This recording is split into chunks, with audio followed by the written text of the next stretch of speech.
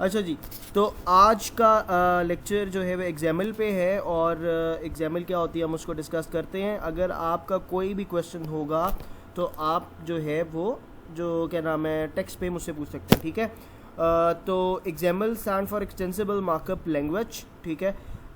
Actually एग्जामल का सबसे बड़ा ड्रॉबैक ये है कि हमारे अभी पढ़ने के बावजूद एक्चुअली इसकी एप्लीकेशन अभी फौरी तौर पे हम उसे यूज़ नहीं कर सकेंगे, थोड़ा सा एडवांस लेवल पे जाके यूज़ होता है, लेकिन हमें इसके बेसिक का पता होना चाहिए और वही हम देखने लगे हैं।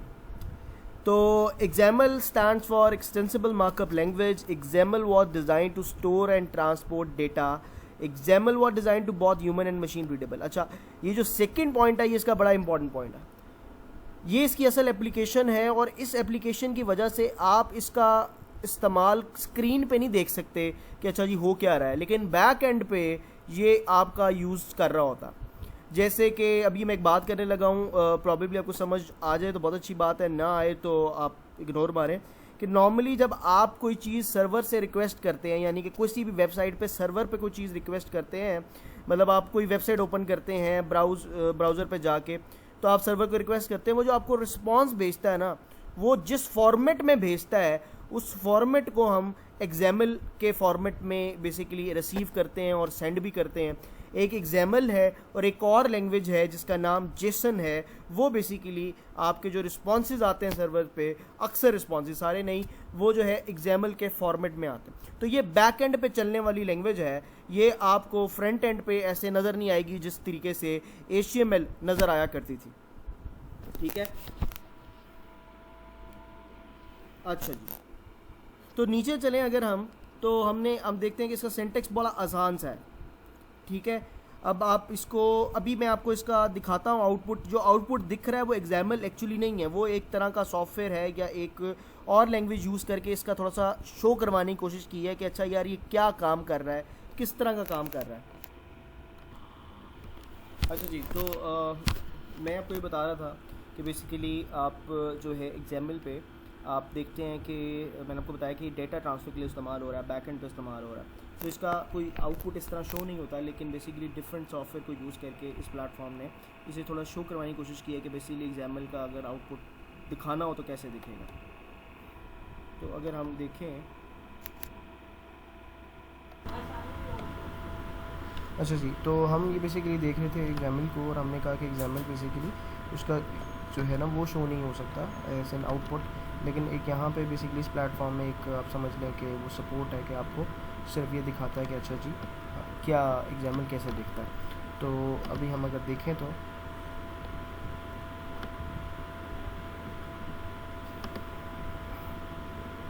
ये देखें, आपको ये XAML फाइल नज़र आ रही है सिर्फ शो करवाने के लिए, ऐसा ये सिर्फ सॉफ्टवेयर के थ्रू शो करवा रहा है।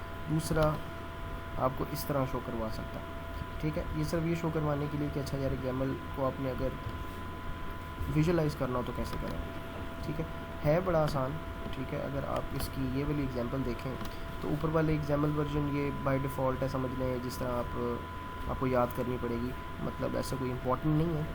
नीचे से देखना शुरू करें तो आप एक देखें हायरार्की नज़र आएगी। इसमें क्या बनाया हुआ है, एक ब्रेकफास्ट मेन्यू बनाया हुआ है। ब्रेकफास्ट मेन्यू में क्या रखी हुई है जी, फूड का नाम, प्राइस, डिस्क्रिप्शन, कैलोरीज।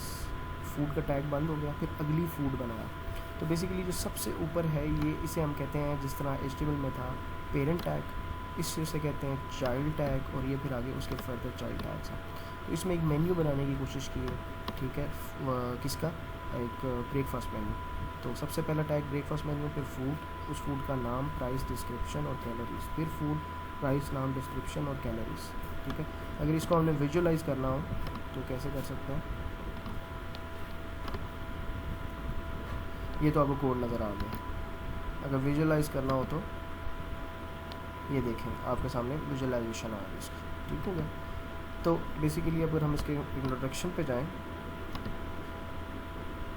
तो आप देखते हैं कि जी XAML stand for extensible markup language. XAML is a markup language much like HTML. XAML was designed to store and transport data, जैसे मैंने आपको बताया। XAML was designed to be self description, मतलब आप अपनी मर्ज़ी के मुताबिक इसमें टैग बना सकते हैं इस तरह के कि जैसे कि आपका इन्फॉर्मेशन सही से शो हो। जैसे कि अब यहाँ पे एक नोट है, नोट का पेरेंट टैग बनाया, किसके लिए है, टॉफ के लिए है, कहाँ से है, जेनी की तरफ से, हेडिंग क्या है, रिमाइंडर, और बॉडी में आपने लिख दिया कि don't forget me this weekend, note close. बिल्कुल टैग उस जैसे हैं HTML, लेकिन सेल्फ क्रिएटेड टैग आप कर सकते हैं अपने मुताबिक। क्यों? क्योंकि ये बेसिकली आउटपुट दिखाने के लिए इस्तेमाल नहीं होती है, ये बेसिकली किसके लिए इस्तेमाल होगी, जब आपने कोई डेटा ट्रांसफ़र करना है। Example is self-descriptive, it has sender information, it has receiver information, it has heading, it has a message body। तो example के पास क्या है जी, सेंडर की इन्फॉर्मेशन जो डेटा भेज रहा है बैकएंड पे, जिसके पास डेटा जाना है, और इसकी हेडिंग और इसका जो message. But still the example above does not do anything. Example is just a information wrapped and tag. ये सिर्फ इन्फॉर्मेशन है, कुछ भी नहीं करती है, टैग्स के अंदर रैप्ड है। Someone must write a piece of software to send, receive and store display. ये किसी और सॉफ्टवेयर को यूज़ करते हुए HTML किसी को यूज़ करते हुए आगे इस्तेमाल होगा। अच्छा जी, एग्जाम्पल और HTML का डिफरेंस क्या है? XML were design to carry data, जैसे मैं शुरू से बता रहा हूँ, ये डेटा को कैरी करने के लिए इस्तेमाल होता है। HTML डेटा को डिस्प्ले करने के लिए इस्तेमाल होता था।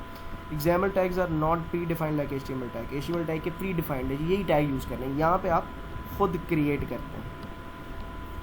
ये XML language has no predefined tags, आपको पता ही है। The tags XML above, like ये टू हम यूज़ कर रहे हैं, फ्रॉम यूज़ कर रहे हैं, are not defined in any XAML standard. These tags are invented by the author of XAML। जैसा मैंने बताया कि आप XAML लिख रहे हैं, आपने डेटा ट्रांसफ़र करना है, तो ये आपने टैग क्रिएट करने हैं इस तरीके से कि आपकी इन्फॉर्मेशन एज इट इज़ वहाँ पे सही से शो हो जाए, जबकि HTML के प्री डिफाइंड टैग्स हैं। Most XAML application will work as expected even if a new data is added or removed. Imagine an application designed to display the original version of node.xml. Then imagine a newer version of node.xml added date or an elements। क्या सारी बात कर रहा है? XAML data को पास करने के लिए इस्तेमाल होती है। जब आप डेटा को पास करना है और कोई काम नहीं है, तो आप अपनी मर्ज़ी के मुताबिक टैग्स बना सकते हैं। आपने अपनी हायरार्की बनानी है, आपने अपनी ऑर्गेनाइजेशन करनी है। HTML की तरह नहीं, क्योंकि HTML में प्री डिफाइंड टैग से वो सारा इस तरह का मामला था। तो ये आपके जहन में एक चीज़ होनी चाहिए। और XAML का काम बैक एंड पे डेटा को मूव करवाना है, ये कोई आउटपुट शो नहीं करवाता।